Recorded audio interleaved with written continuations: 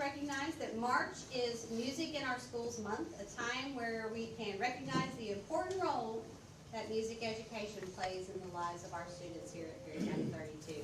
We are very grateful for the dedication and passion of our choir students and also our music teachers.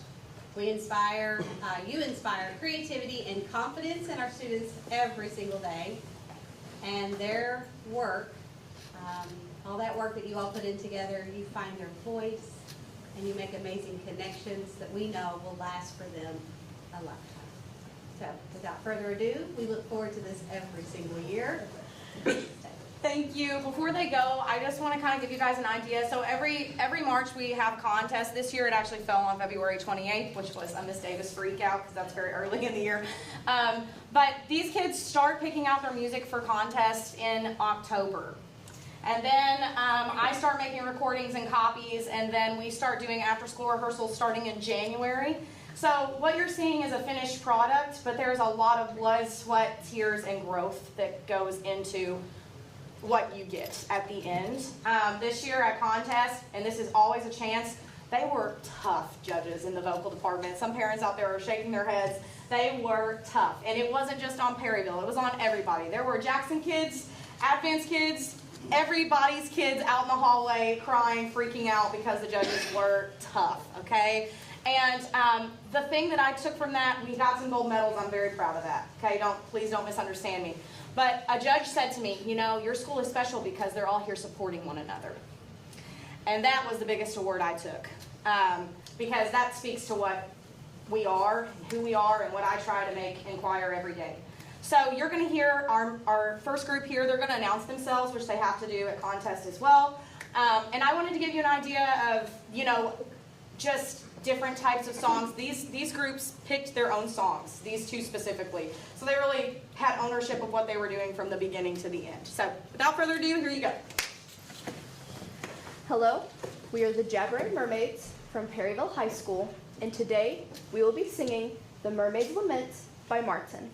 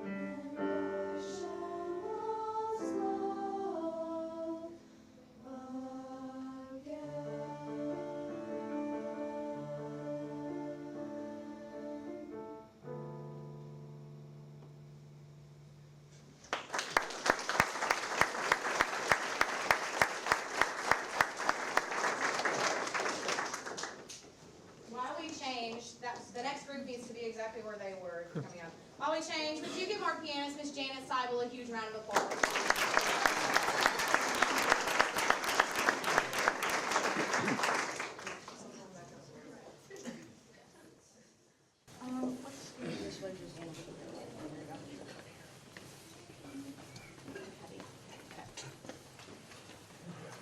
Can we see?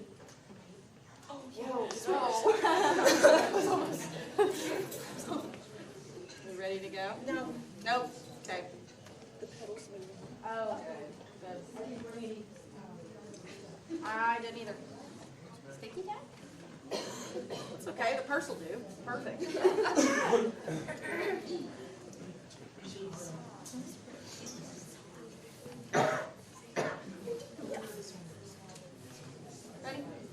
Can you see who's in charge? Okay, can you see Allison? Yeah, now. Okay. We are the Perryville Pilots, and we will be singing Flight by Carnelina.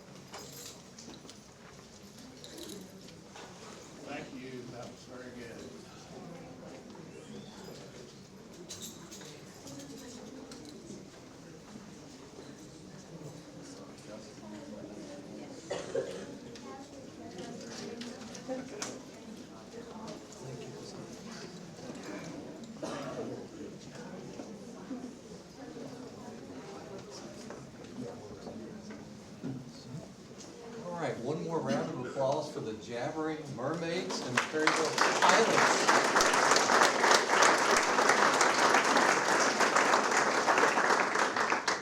I always start out with about the same phrase at these meetings. A great way to start our meeting with some student recognitions and also some staff recognitions tonight. And Mr. Dreyer's voice has graciously agreed to assist us this evening, so we're going to be recognizing quite a few people. Next time we'll make sure we have a few more chairs. Sorry about that. So, Mr. Dreyer, thank you, sir. So as you can tell, we've got a lot of talented musicians in our school, both band and choir. And the following students that we're going to recognize, they competed at the Jackson Music Festival 2 weekends ago, and these students earned exemplary, which means they are going to compete at state, which is May 1st and 2nd in Columbia, Missouri. All right, so we're going to call these students up and we'll say what you are going to state for, and then if you could get your certificate and go stand over there, then we'll take one big picture with all of our music students. First, we have Mr. Wesley Foff.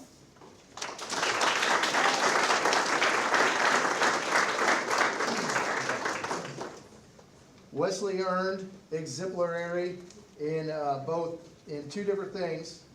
Keyboard mallet solo and also multiple percussion solo. And he's actually got a third one. He's part of a group here that we'll discuss here in a little bit.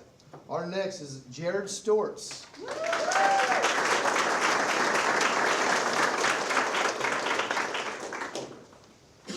And Jared earned exemplary, and we're competing with it with vocal solo. Next we have Ziva Thurman.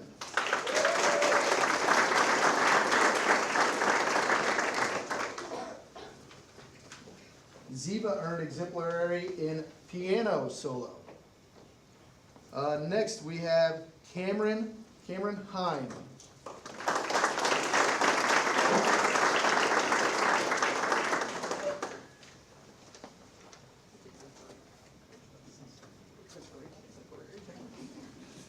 Cameron earned exemplary in euphonium solo.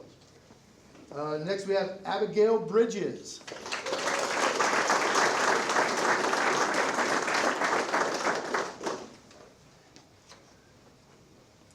Abigail earned exemplary in vocal solo. And next we have a couple groups. First that we're going to do is our from the band, we have our Perryville Percussion Octet, which is a percussion ensemble. And the first person in that would be John Darian.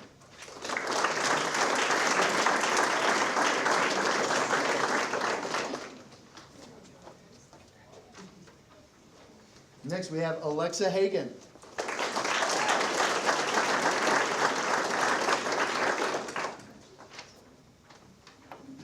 Olivia Iffert.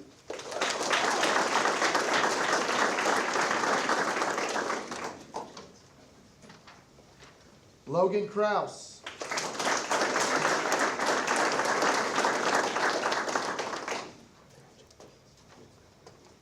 Next, this student couldn't be with us tonight. He is out of town, but Quade Overby.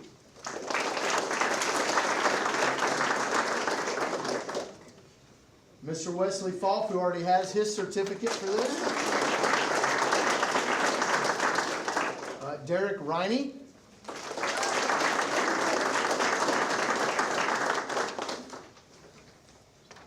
And then Lindley Seaball, who is at home sick this evening.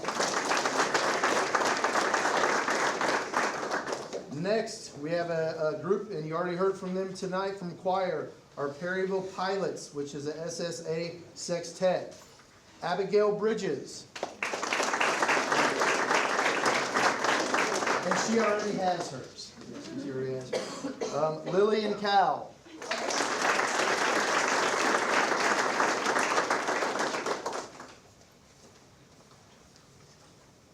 Chloe Cox.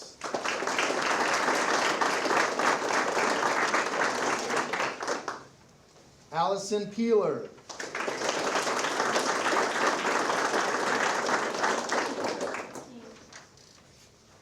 Jocelyn Swice.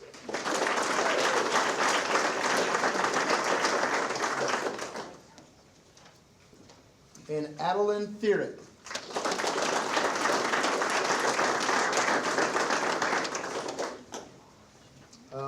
And last, from band, we have the Perryville Saxophone Quartet, Jasper Burris Johnson.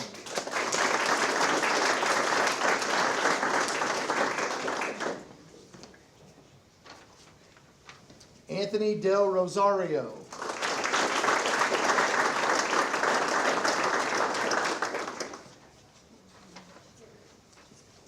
Kara Fulmer is at home sick this evening.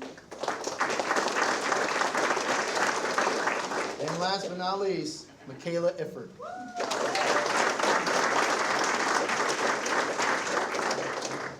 And for this picture, I would also like to bring up our choir director, Miss Taylor Davis. And our band director, Mr. Kyle Clay.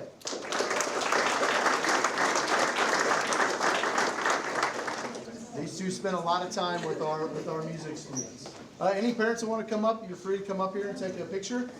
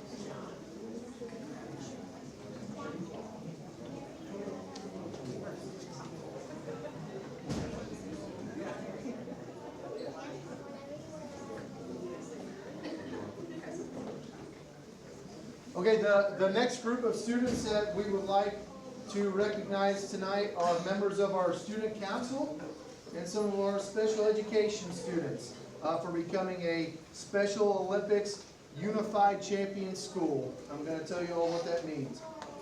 So this award is for our student council being designated as a Special Olympics Unified Champion School. Perryville High School has officially earned this designation. This reflects the work Perryville High School has been doing to build a culture of inclusion through Special Olympics, unified sports, and leadership. This recognition is awarded to schools that intentionally bring students with and without intellectual disabilities to get together to compete, lead, and be with one another on and off the court. And so far this year we have had a unified bowling game and a unified basketball game. So some members here with us this evening. First, some of our special education students, Mr. Dalton Lohman.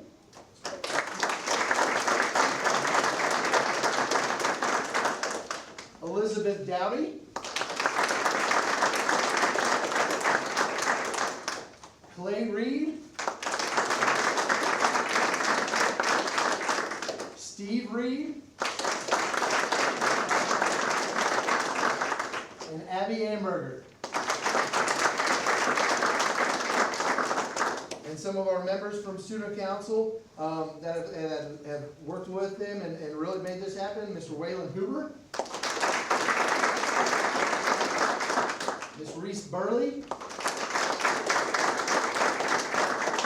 Ms. Abigail Hoff, and Mr. Mason Seaball, and Braden Amber.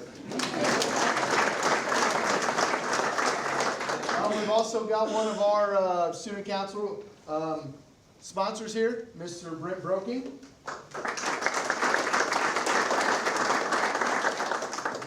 We just want to say thank you to everybody for making this happen. It's been awesome watching it. So if any parents want to come up and get a picture, you're more than willing. You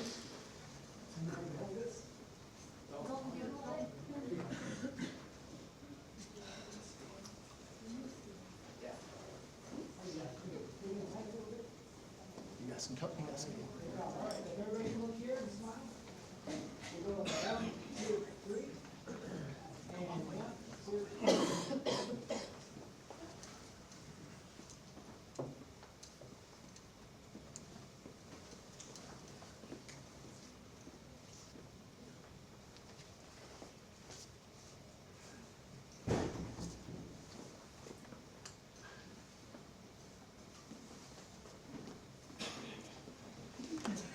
All right, let's give them one more round of applause.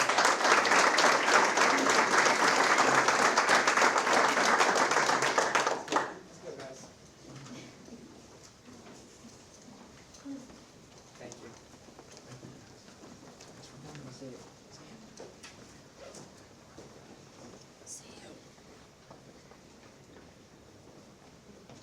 All right, our last recognition tonight is Miss Abigail Amber.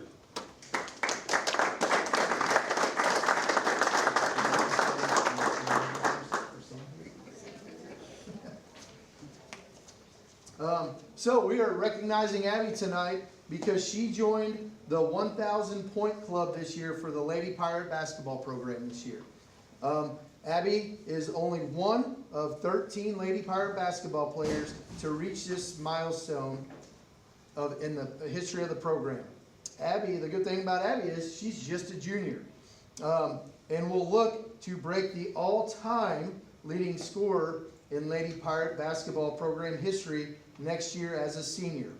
If she does that, she will break the record next year. She will replace her mother, who's sitting right here, who is the current leading scorer, holds the designation of all-time leading scorer in the Lady Pirate basketball record book with a total of 1,633 points.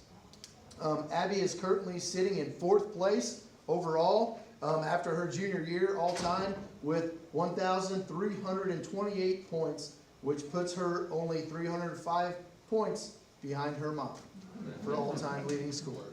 So if we can give Abigail a round of applause.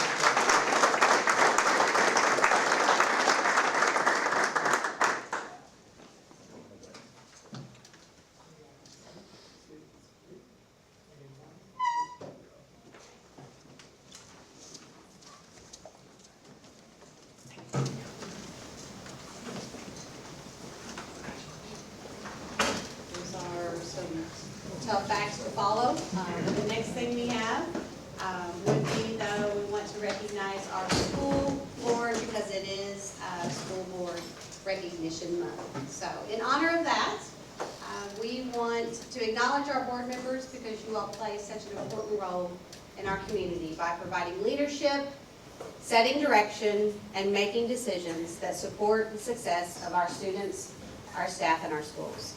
Serving on a school board requires a significant commitment of time, especially during storm recovery, thoughtful consideration of very complex issues, and a dedication to doing what is best for the district and our community.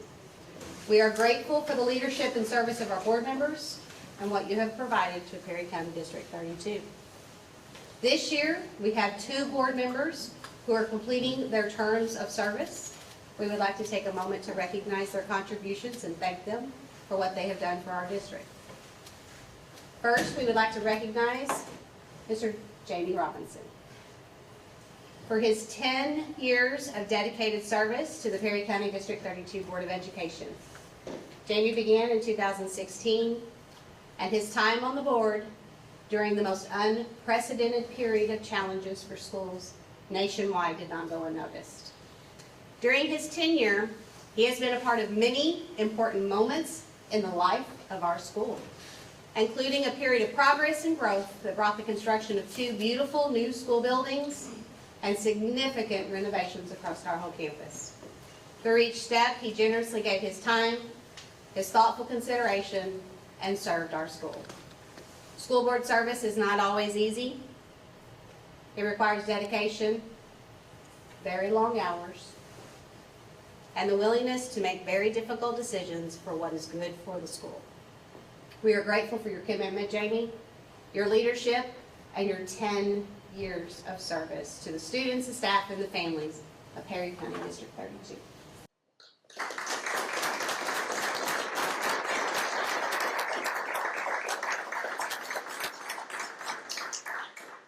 We would also like to recognize Mr. Glendon Sattler for your service to the Perry County District 32 Board of Education. During your 3-year term, you have brought thoughtful questions and a genuine interest to understand the work of our district. Your willingness to ask questions and engage in discussions helped encourage thoughtful conversations that have been a very important part of good governance. Those moments challenged us to reflect, think carefully about our decisions, and to continue striving to do what is best for our kids. We thank you, Mr. Sattler, for the time that you gave in service of the district and for your contribution during your term on the Perry County School Board.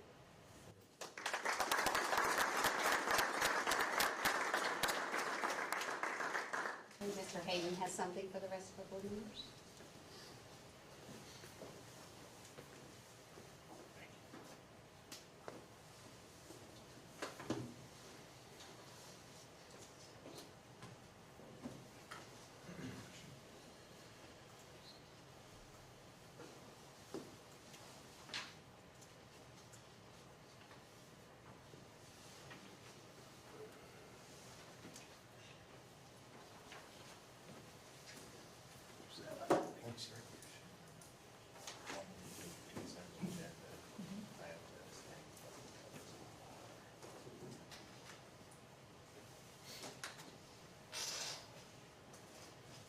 Thank you for your service.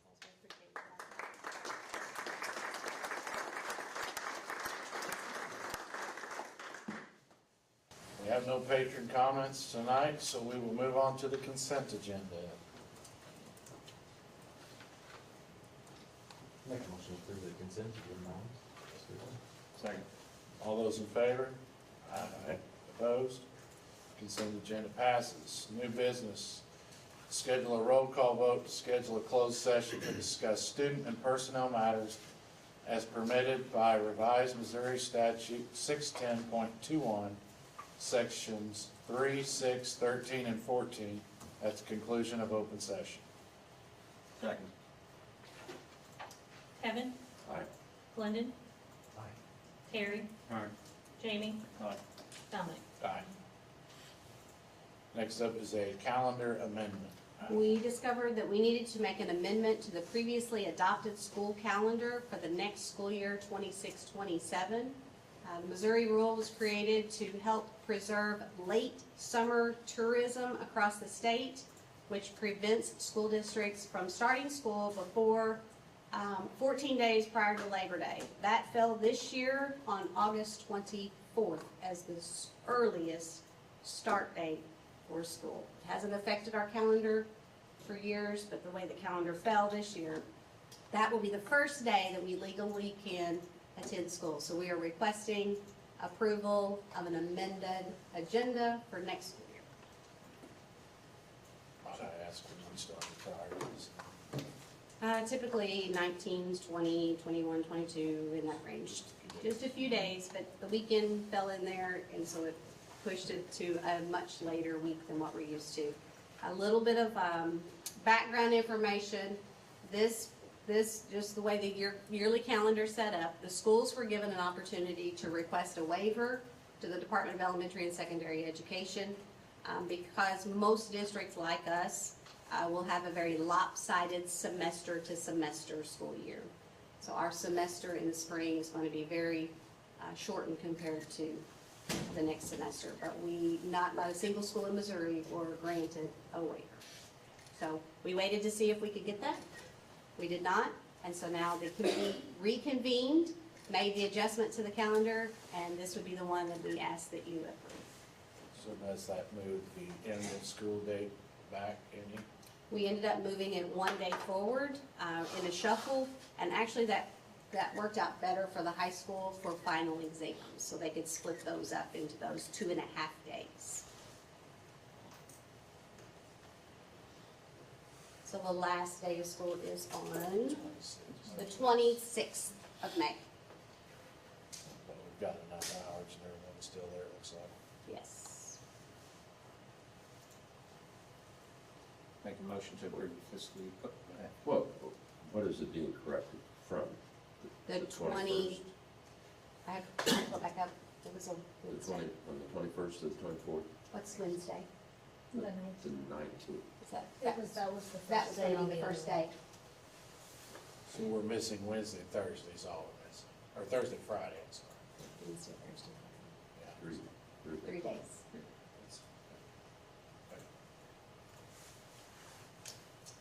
The imbalance happens with all of the Thanksgiving breaks and the Christmas breaks and all of that as well. It was a lot. So overlook the people out in the crowd sat on the committee. Make a motion to approve the 26, 27 amended calendar. Second. All those in favor? Aye. Opposed? Calendar's approved. Next, we're to the construction manager at-risk proposals.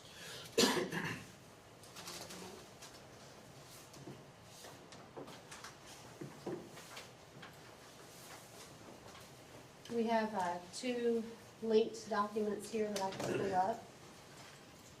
The first one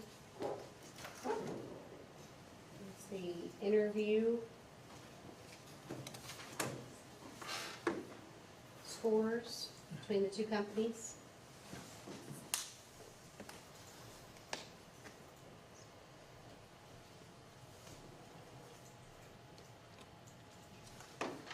And you want to go ahead? I'm Steve Tell from Staff Design. So again, thanks for allowing me to come to your board meeting. I'm glad to be here to help assist you with going through these. If you have any questions. So what you're seeing up on the screen there now, okay, that's the per firm. Okay. So as y'all know, we went through interviews with 2 firms, so Robinson Construction as well as Brock Miller Construction for the CMAR process. So those were held last week, and we had those interviews. There were scorecards that were provided to the reviewers, and I was actually looking at this combined one. I think is that the next one that we have up on the list potentially, or I mean, that's what she has, she just got to scroll. I just can't get it to. okay, there you go. It's gonna be super tiny if I go. Yep, yep.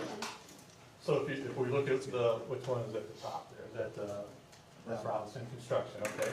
So if you go down Robinson Construction, you'll see that there was kind of cues from the actual RFQ, or the RFP/interview document that both of the firms had in advance of their interview.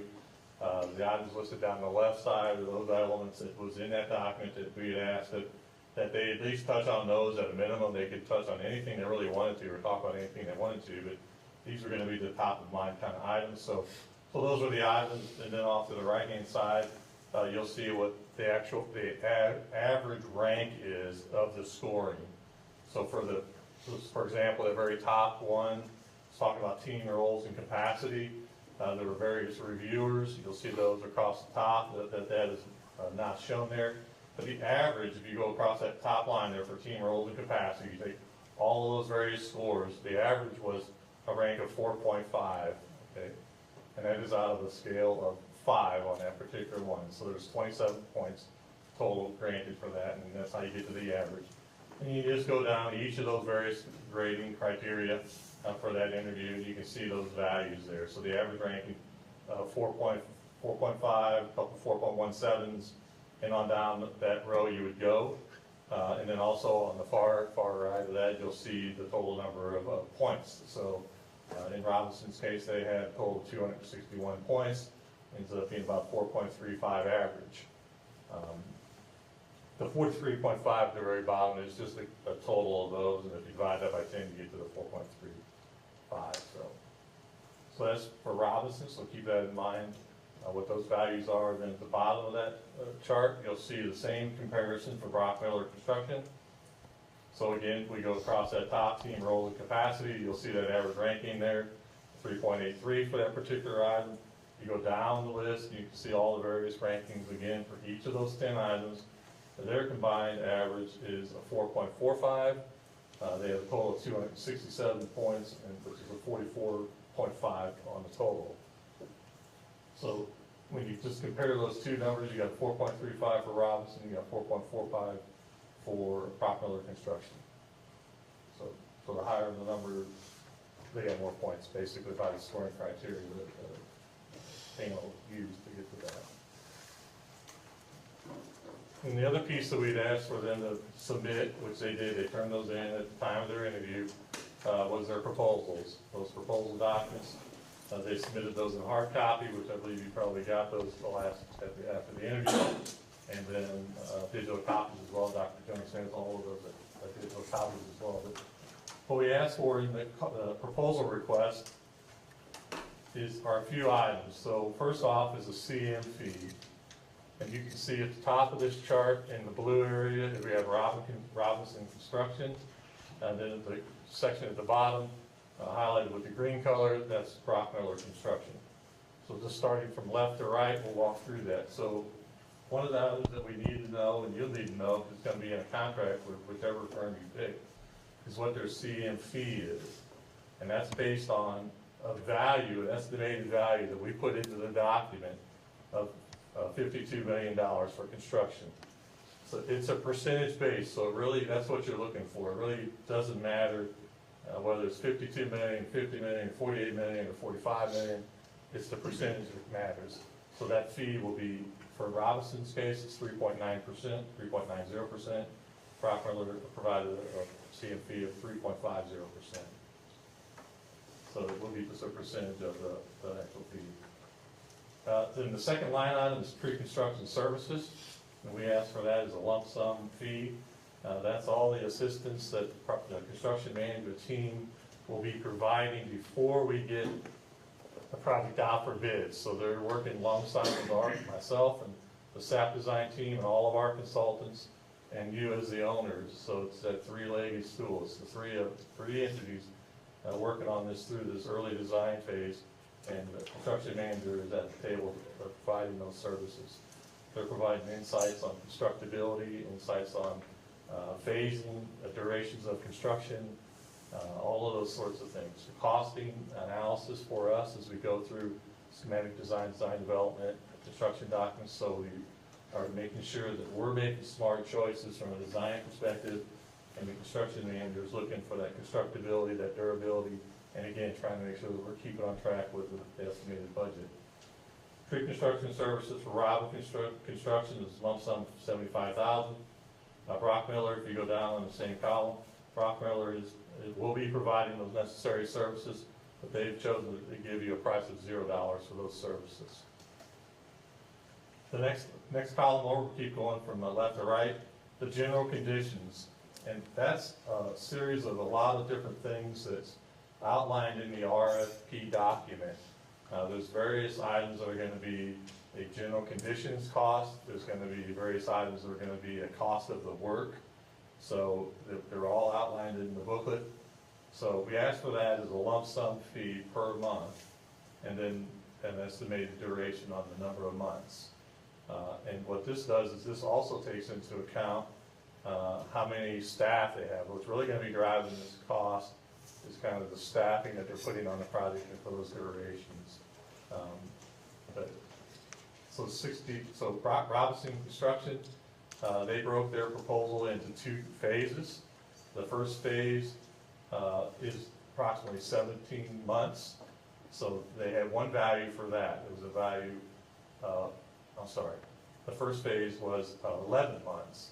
So you see the number of months, and they have a $69,800 value multiply that across, and you get to that 767, 800. And then down below that, you can see the description of what they're doing for staffing. And then they had the second phase, they had different value. Phase 2, they had $88,800 per month. That was gonna have a duration of 17 months, so it's $1,509,600. So that's how you get to the numbers, and then in that case, you would total those two, so the phase 1, phase 2. So total general conditions for Robinson Construction is $2,277,400. The CM fee, that's that percentage, that 3.90% times that plug number of $52 million amounts to that $2,028,000. Now, I will say that number for either of these will change once we know what those construction dollars, the percentage will not change. But for the purpose of this evaluation, that's how we get to that $2,028,000. And then you put your pre-construction services to 75, you have a total, estimated total, $4,380,400 for Robinson Construction. Any questions about that one? Okay, so we'll go back, we'll drop down to the bottom half of the sheet for Brockmiller Construction. Again, their construction management fee is 3.50%. Their pre-construction services, as indicated previously, they're charging you $0 for those services, but they are providing those services. And we're gonna make sure that they provide those services for you, so if it's necessary. It's like I said, it's a three-legged stool. It don't work unless we're all sitting there. And then they've got a general conditions lump sum fee of $52,000, and they've got 30 months estimated, so it's $1,560,000. And you take, so I just carry that down, that $1,560,000. The total construction management fees, that's that 3.50%, times that 52 million, it's $1,820,000. And the pre-construction is $0. Their estimated total $3,380,000. And I do want to make a note, it was included in their proposal. You'll see it on the lower right-hand side of that chart that the Brockmiller Construction Incorporated is offering a $10,000 scholarship for Perry County School District students. We don't know any more data about that, but I'm assuming that in the contract negotiations that you'll have with them, that there'll be more clarity to that, how that would be provided, how that might be administered, and that kind of thing. But they did make that known in their proposal request. So from a costing perspective, if you want that big global number, it's the number in the box there, so 4.380,400 versus 3,380,000.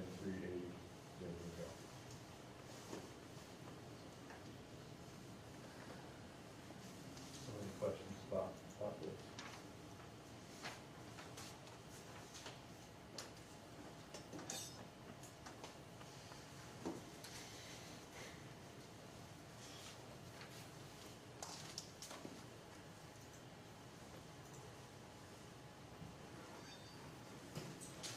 Questions, comments?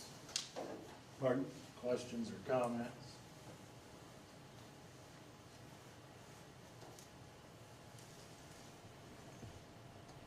I do want to say that you all did the reviews on the qualifications and the interviews. The interviews went well. The proposals were very clear. There was not a lot of ambiguity in these, trying to figure these out. But it was, from my perspective, appreciate all the effort that the school board and other leadership put into this to try to get the documents out, to get the information from the construction managers, and then taking the time that you all did dedicate to doing the reviews. I know that's, again, added a layer of work on all of you and those that will participate in the scoring process, so appreciate that. Don't think would it be appropriate to let either contractor say something, if they have anything that would point out anything we're missing, or any comments, I don't have a problem with it. if they want? I know there's a representative here from both Robinson and Brockmiller. Is there any comments or something that we may have missed or seen, anything that we need to hear? For Robinson, not that I'm aware of, no. Thank you.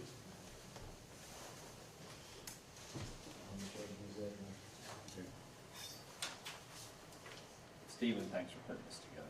Absolutely, yeah. Even though these are estimates, there's not a lot of variation can end up going into it, is there? Yeah, the only estimate is the fact that the construction value, the only reason I said it's an estimate, because it's not gonna be that particular fixed number, because that number is gonna be a derivative of what the actual construction cost is. So all of the numbers they provided you are set. That 3.50 is set, that 3.90 would be set. The cost for pre-construction service, that number is set. That cost for those general conditions lump sum, that number is set. So, and that is, the one variable again with that would be the duration of the project. If this project goes longer, for whatever that reason is, you may see a charge again for another month of general conditions. But if it's come shorter, you're gonna see a charge for less than that. So that's when I say estimate, that's the only reason I use that term, is because I didn't want you to think that, whether it's 4.3 or 3.3, that is it, it's not gonna change, so that's.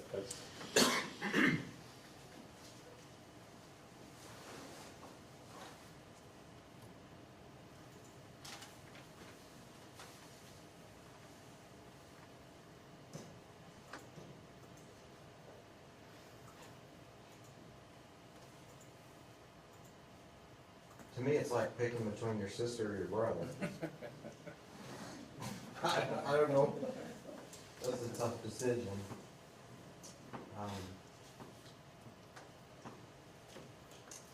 I can't argue with the dollars, so,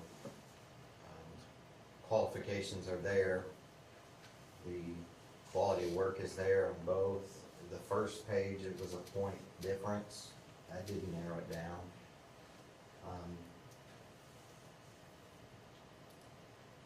So for me, I'm just gonna look at this last chart, and you can see the direction that I would go.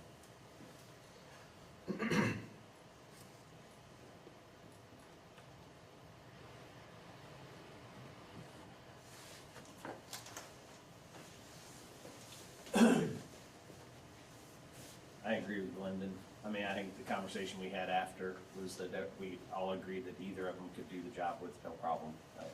I have experience with Robinson with work, and they do a lot of work for where I work. So, I mean, I have background with them, but I have background with Brock Miller here. So, actually, I have experience with Brock Miller at Emmanuel. So, I believe everybody was very much in agreement that either could do the job. I hate that it comes down to money, but unfortunately, I'm kind of leaning London just because we have a certain pot of money.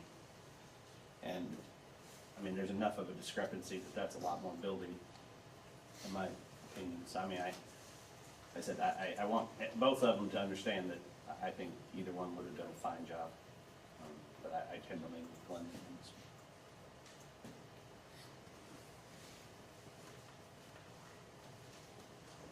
We don't have that pot of money yet. Whatever pot of money we got. It's all relying on. Yeah, whatever pot of money we're gonna have to work with.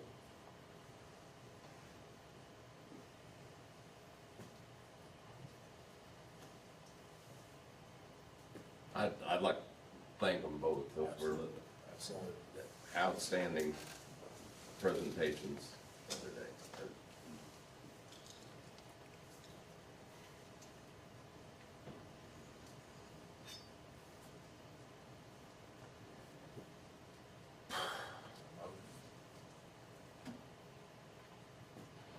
I'll make a motion to approve Brock Miller Construction as the construction manager at risk for the demolition, renovation, and additions to the Perry County School District 32 High School and associated site work contingent upon final contract negotiation. All those in favor? Aye. Opposed? Rock Miller Construction will be our construction manager at risk moving forward. Rankin Student Internship. I think, Greg, we got this? Yes. Thank you, Stephen. Thanks. Hey, Dominic, before we move on, I'd just like to personally thank Robinsons for participating in this. I know you're a local company and contribute a lot to the community. And we appreciate you getting involved and being part of this. And down the road, hopefully, maybe there's something else that will work out. But again, thanks a lot. We do appreciate you being part of it. Sure, and likewise, we appreciate full consideration, and yeah, we would love to do this project, or maybe do the next project, so we appreciate all the consideration, so thank you. We know you guys you got a tough job to do, so we appreciate what you do for the school board, or for the school. We fully believe you're capable in pursuing a project like this. Even though we haven't done a school, we've done things similar, so that's more of an initiative. It's always about the money, you know. Yeah, understood. Thank you.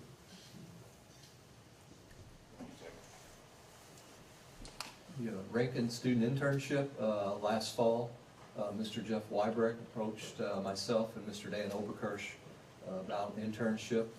He's the lead teacher for the HVAC program at Rankin, and we had the opportunity to go out there about 3 weeks ago, and Mr. Oberkirsch and I got to meet some interesting students who are very qualified and wanting to get into the HVAC field.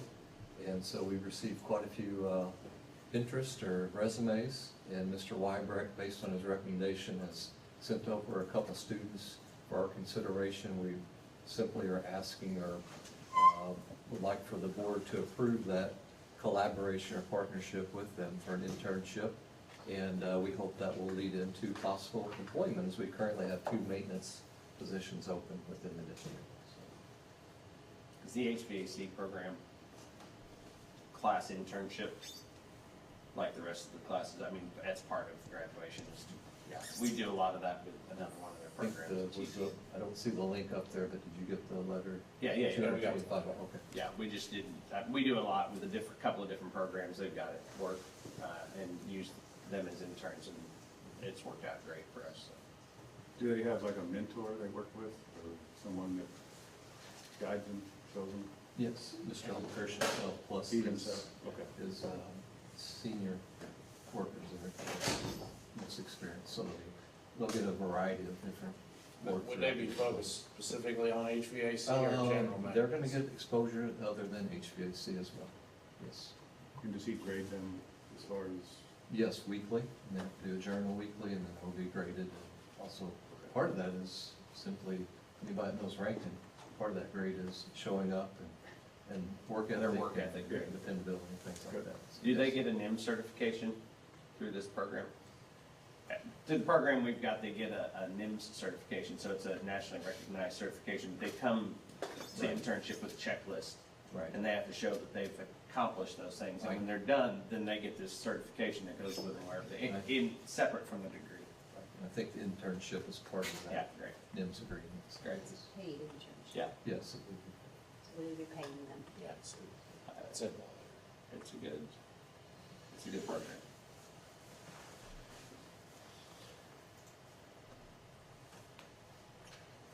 I make motion to serve as the internship site for the Rankin Technical College Southeast. I'll second. All those in favor? Aye. Opposed? All right, moving to serve as an internship. Thank you. Thanks. Okay. Thank you. Informational items, we are storm recovery update. Stephen, they got your name by this. It's gonna be pretty short, so I'll stand up, that's okay. Sure. You know, we're continuing to work, things on the FEMA front, even though I think they're kind of on a stalemate right now, to their point, but either way, we're still trying to do the things we need to be trying to do on the end of it. We've got, a whole slew of meetings, we've been meeting with all the various departments over the last few weeks, so tomorrow morning, we have, tomorrow afternoon, we got, I think, another five sessions lined up to visit with most of the core groups, so math, English, business, social studies, we can put facts in there, and maybe there's one more, I think, but either way, we've been working through a lot of those more focused discussions with the teaching staff that's gonna be in those classrooms, so with the high school design, so been doing a lot of that. We had marathon meetings today with all of our consultant team, and we've got about 10 of our own staff design members on this project. But we also have True Engineering, so they've got like 4 of their members do all the MEP design. We've got Choate and Associates doing structural and civil. So again, we're having all that collaborative effort on those meetings, trying to continue to push the documents forward on the high school piece of it. So that stuff's coming together. So that's great to see that. And we're also working 2 other fronts with the pre-engineered metal building project. We're trying to get that shell of that ready. That should be ready to actually hit the streets next week. So I'm glad we got a decision on that construction meander, so we can get that ball rolling. So get that shell out, and at the same time, we're continuing every day to work on the rest of that pre-engineered metal building. Again, layering in basically all the architecture, all the interior MEPs, site development, civil, all those sorts of aspects. So those documents will be wrapping up right around the second week of April. So that second part package of that metal building will then hit the streets and be outfitting at that point. And then simultaneously with that, we've got the interim temporary renovations in the 1970s part of the building that that's part of the plan for the solution for the project is to save that wing. And so we're continuing to do, again, our work to get in there and do a baseline renovation to that building. It's going to be a 2-phase renovation. But we're trying to get that all teed up as well so that then that can get out. And some of that work can start happening this summer. Puts you all in a better position at the end of the summer. So we're working those fronts as well. So a lot of activity. We got a lot of stuff to do before the second, third week of April. Then high school documents and those sorts of things they're going to be pushing out into the mid-June time frame, I should say, mid-June. We touch base with the local authorities having jurisdiction, so trying to make sure we're keeping them in the loop on what our planning is, what our thoughts are from a design perspective. There's a lot of life safety, a lot of fire requirements in the structure, since we are keeping parts of it. We've got to keep track of middle school, so we're continuing to work this thing basically on all fronts right now. So, Hey Stephen, if the prop is successful, when would you expect these pre-construction, that portion of the project to be complete? I mean, is that a month long? What could a person expect? You know about the pre-construction services that was just approved in one of these proposals? Yes. Yeah, those are happening now, and they're going to work until the last bit of this project gets out on the streets and bidding.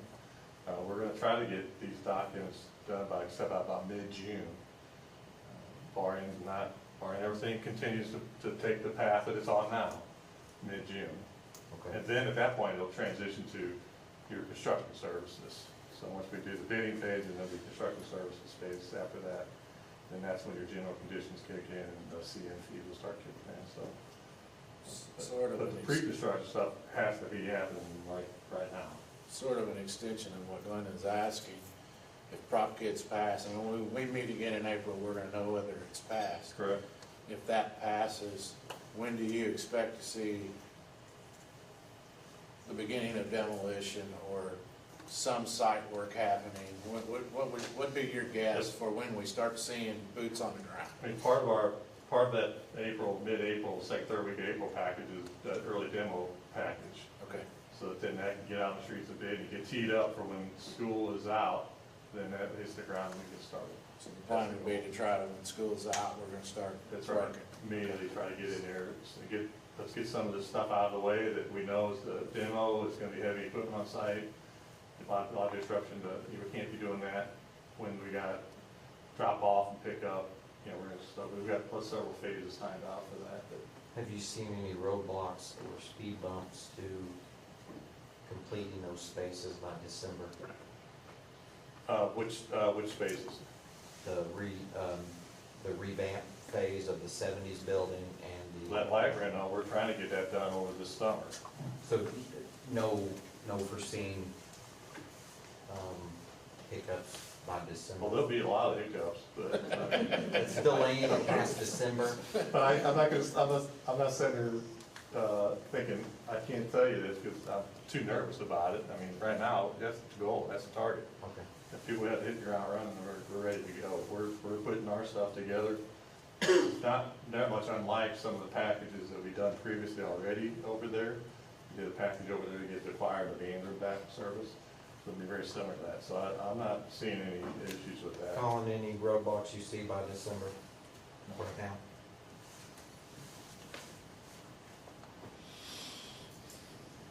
Any other questions for Steve? Thank you, sir. Thanks. Thank you. Moving on to the superintendent report, employment opportunities. As we do each month there, we provide an update on the employment opportunities, and we'll be taking care of a couple of those, but Coach Dryer and I are going to be becoming very good pals here coming up, as we're going to have a few coaching positions to look at, along with our administrators to those positions. But thank you very much to the administration for their help. It's been a busy last week or two also doing interviews, so we're going to have some recommendations here in the closed session. So. Attendance report. And also, you've been provided with an attendance report, and similar to last month. And I kind of look around, we actually have a couple of administrators who are not feeling well, and we're still seeing the effects of some sickness. And Mr. Bachman's not breathing on me too much here, I hope, because he doesn't sound too well. But we've really seen a lot of sickness in the last 4 or 5, 6 weeks. I think it would be fair to say, and I see we have an attendance committee meeting, we met yesterday. Just a lot of things going on with illness there, but the attendance is down for the last month since we last reported on that. Keep coughing, Terry's. Okay, thank you. Overall, the numbers actually, for year-to-date, they actually look But really good. if you figure in back in August, I've updated that this fall. We go monthly, and then we've also been providing a yearly. Overall, it's still okay about that. It's not great, but it's okay. And once again, I can't help but publicly thank our folks here in the audience, our administrators, and all those that work with our kids, and the efforts they put in getting those kiddos here each and every day. And it's a job. So Those are really good numbers for the high school, aren't they? Which one has? be the second to last one, fourth one. I can't see it, Jamie. Say high school? I was gonna pull this. It's, Yes, okay. but yeah, those are really good numbers for the high school, I think. Just talk to Lisa Martin, she's Yeah. done all of that, that's been all her. Yeah, It's still a struggle though, we have a lot of sick kids right now. yeah. Yeah, it's hitting us at work too, so. But yeah, that's great. I mean, even with a bad month, the year-to-date looks really good. Or much better than the first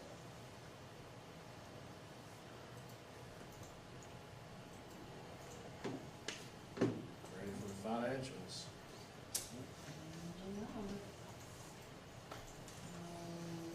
Financials.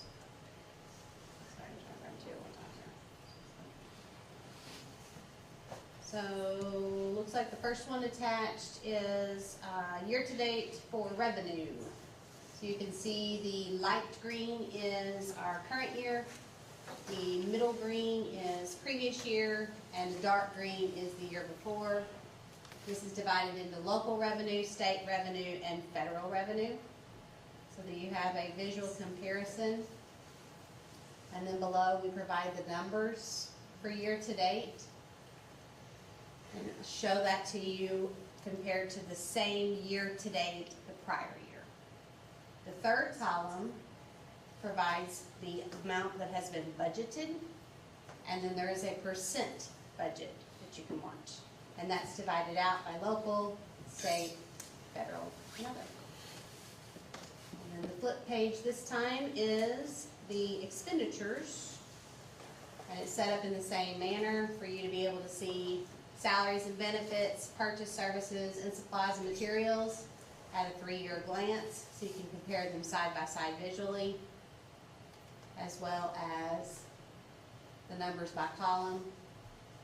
This one, the percent isn't quite as predictable on expenditures because we have a lot of expenditures that happen at the beginning of the school year, and then there are some that actually they don't happen until the very end of the school year. So the percentage is not quite as much of a predictor, but it's still provided for you on that.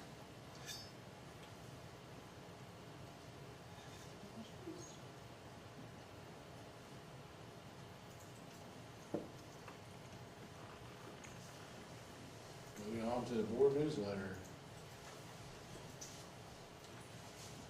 Board newsletter put together with the help of Mr. Ford, and there is a lot going on. Hang this on your fridge. There's a lot.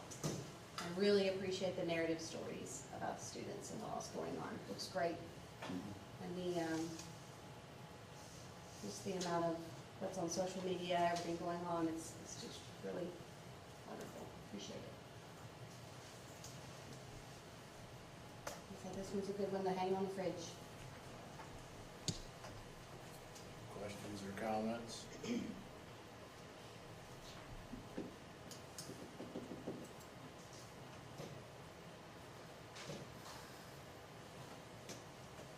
Then we need a motion. Make a motion to adjourn. All those in favor? Aye. Opposed? Meeting's adjourned. Is that it? I thought maybe that was your second.